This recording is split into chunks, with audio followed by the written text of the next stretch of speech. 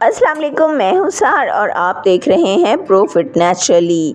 नाज़रीन, आज की वीडियो में हम आपके लिए लेके आए हैं गोश्त के मतलब बहुत ही शानदार टोटके।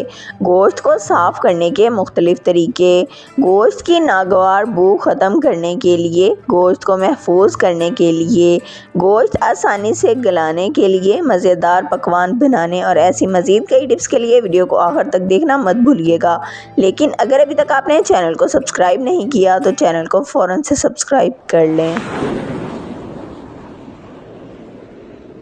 गोश्त को साफ़ करने के लिए नंबर 1, गोश्त को धोने के लिए ज़्यादा पानी का इस्तेमाल ना करें वरना गोश्त का जायका मुतासिर हो जाता है।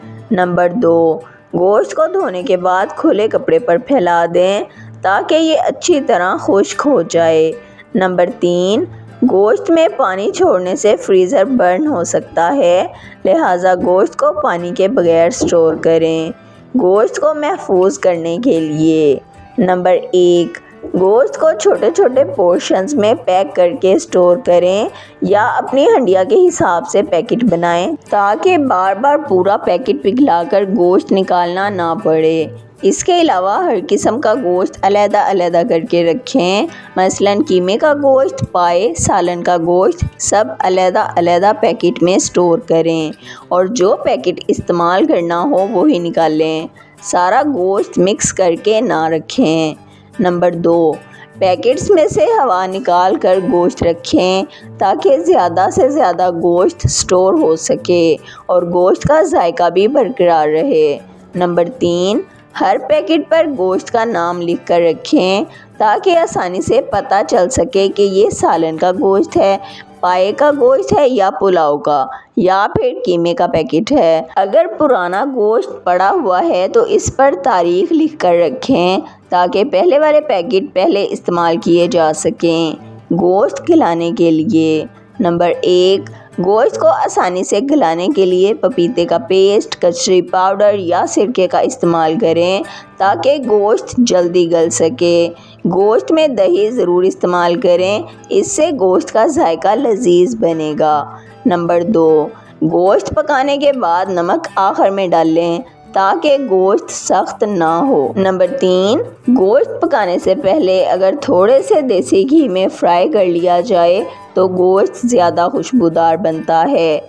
मज़ेदार पकवान बनाने के लिए नंबर 1, गोश्त को पकाने से पहले हल्दी, लाल मिर्च, धनिया पाउडर और दही लगाकर कुछ देर के लिए रखें ताकि गोश्त का जायका दुगना हो जाए। नंबर 2, गोश्त को गलाने के लिए कच्चा पपीता इस्तेमाल करें ताकि गोश्त के रेशे नरम बने। नंबर 3, बिरयानी या पुलाव बनाते हुए गोश्त को पहले अच्छी तरह गलाएं, फिर चावलों के साथ दम पर रखें। गोश्त की नागवार बू से बचने के लिए बाज़ औक़ात गोश्त से नागवार बू आ रही होती है।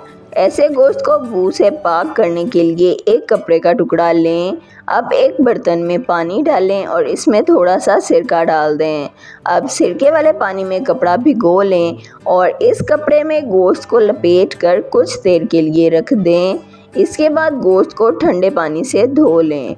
इस तरीके से गोश्त में से नागवार बू आना ख़त्म हो जाएगी और ये बिल्कुल ठीक हो जाएगा। नंबर 2, गोश्त की नागवार बू को ख़त्म करने के लिए गोश्त को धोए बगैर किसी बर्तन में डाल लें और इस पर थोड़ा सा दही डालकर अच्छी तरह गोश्त पर मल दें।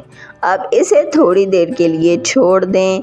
इसके बाद गोश्त को ताज़ा पानी से अच्छी तरह मल कर धो लें। इस तरीके से गोश्त की नागवार बू ख़त्म हो जाएगी।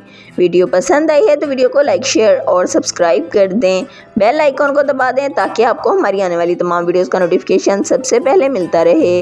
वीडियो को अपने फ्रेंड्स और फैमिली के साथ ज़रूर शेयर करें ताकि वो भी कीमती टोटकों से फ़ायदा उठा सकें। अगर आप भी किसी मसले का हल जानना या बताना चाहते हैं तो कमेंट सेक्शन में लिख दें। अपना ख्याल रखिएगा। हमें इजाज़त दीजिए। अल्लाह हाफ़िज़।